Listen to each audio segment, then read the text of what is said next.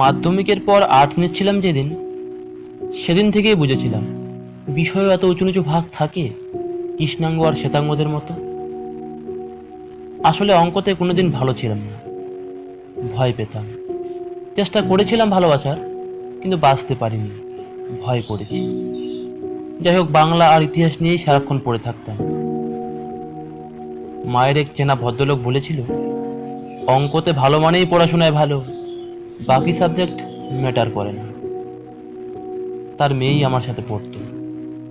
আমি অঙ্ক আর ফিজিক্যাল সায়েন্সে 40 পেলে সে পেত 80, আর আমি বাংলা ইতিহাসে 70 পেলে সে পেত 30। তবুও সে পড়াশোনায় ভালো ছিল, কারণ বাংলা ইতিহাস তো কোনো সাবজেক্টের মধ্যেই পড়ে না।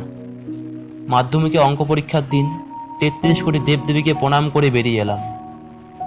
রেজাল্ট বেরোলো, অঙ্ক ফিজিক্যাল সায়েন্স বাদে প্রায় সব কটিতেই লেটার মার্ক, এমনকি লাইফ সায়েন্সেও। খুব স্বাভাবিকভাবেই আর্টস নিলাম। কেউ কেউ আকাশ থেকে পড়লো, আর্টস কে নেয়, ছি, একেবারে মাথা নিতার বাণী। আজকালকার দিনে আর্টস, লোককে বলতে লজ্জা করবে না? না, না লাগেনি, সেদিনও লাগেনি, আর আজ আমি ইতিহাসে অনার্স, এটি বলতেও লজ্জা করে না।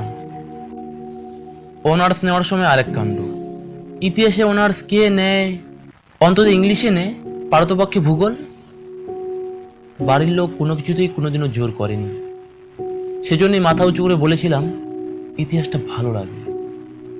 কত বছর আগে কোনো এক কনস্টান্টিনোপল বা প্রাচীন রোম নগরীর গায়ে পুরনো গন্ধটা হরপ্পার সেনাগারে যখন পাই, আমার ভালো লাগে।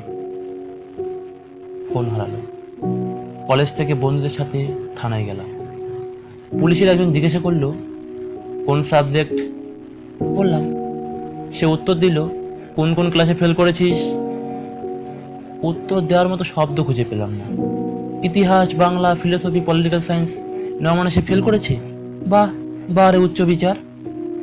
আমাদের সমাজে অভিজাত সাবজেক্ট বলতে বোঝায় বিজ্ঞান বিষয় কি। আর্টস হলে ইংরেজি আর ভূগোল। যদিও ভূগোলটিকে এখন বিএসসির আন্ডারটেকিংয়ে ফেলা হয়, বাকি বিষয়গুলি হলো নিচু তোলার, খারাপ স্টুডেন্টরা পড়ে। এগুলি নাকি না পড়েই পাশ করা যায়। চণ্ডীমঙ্গল, মনসামঙ্গল নিয়ে কোনো আইডিয়া আছে? ভারতের সংবিধান নিয়ে কোনো আইডিয়া আছে? ইসলামিক ইতিহাস, পাশ্চাত্যের ইতিহাস নিয়ে কোনো আইডিয়া আছে? মায়াবাদ, শঙ্করাচার্যের মতবাদ নিয়ে কোনো আইডিয়া আছে? নেই। মানতে শিখুন, নেই। বিজ্ঞান বিষয়কে শ্রদ্ধা করি, কারণ বিষয় তোমার আমার হয় না। রোজ সব বিষয় নিয়ে আমাদের চলতে হয় অজান্তে। এত অবহেলা কেন আর্টসকে নিয়ে? ডাব্লিউবিসিএস ক্র্যাক করা খুব সহজ হতো ইতিহাসটা জল হলে। পাতার পর পাতা লিখে যারা এতটাই সহজ হতো, বাংলাটা সহজ হলে। এটা কেমন যুক্তি যে আমি বাংলা বলতে না পেরে ইংরেজি বলতে পারলে কেউ কেটা, আর ইংরেজি কম পেরে বাংলা বলতে পারলেই গাইয়া? আমরা ভালো নাম্বার পেলে লোকে বলে, দূর, এসব সাবজেক্টে সবাই ভালো নাম্বার পায়। খারাপ নাম্বার পেলে লোকে বলে, দেখেছো, বলেছিলাম না পড়াশোনায় খারাপ। ইঞ্জিনিয়ারিং, মেডিকেল নিয়ে না পড়ে জেনারেল লাইনে আজকাল এসব চলে না, জীবনে চাকরি পাবে না। পেলে বলে ব্যাকিং আছে। তো যাবোটা কোথায় দাদা? আপনি কোনো একটা জিনিস পারেন না মানে আপনি অকৃতকার্য, মানতে শিখুন মাথা নিচু করে। আমরা পৃথকতার সত্য পারি না, তুমিও তো আমাদের মতো ব্রহ্ম বৈবর্ত পুরাণ নিয়ে 15 পাতা লিখতে পারো না। আমাকেও চাকরির জন্য অঙ্ক করতে হয়, তোমাকেও কারেন্ট অ্যাফেয়ার্স করতে হয়। কোনো তফাৎ নেই ভাইয়া। আমফানের আগাম বার্তা দিয়েছিল বিজ্ঞান, তার প্রকৃতি নির্ণয় করলো ভূগোল।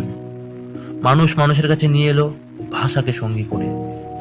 ইতিহাস থেকে শিক্ষা নিয়ে পলিটিকে ইউজ না করে একে অন্যের পাশে নিঃস্বার্থভাবে দাঁড়ানোটাই আমাদের ফিলোসফি। বিষয়ে নেপোটিজম বন্ধ করুন। পছন্দ আলাদা হোক, সম্মানটা সবাই পাক।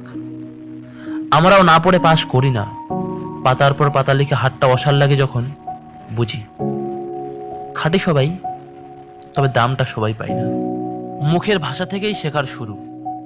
সেই ভাষাটিকেই যখন হেয় করেন, বুঝবেন আপনার কাছে সার্টিফিকেট আছে, তবে শিক্ষাটা এখনো সম্পূর্ণ হয়নি।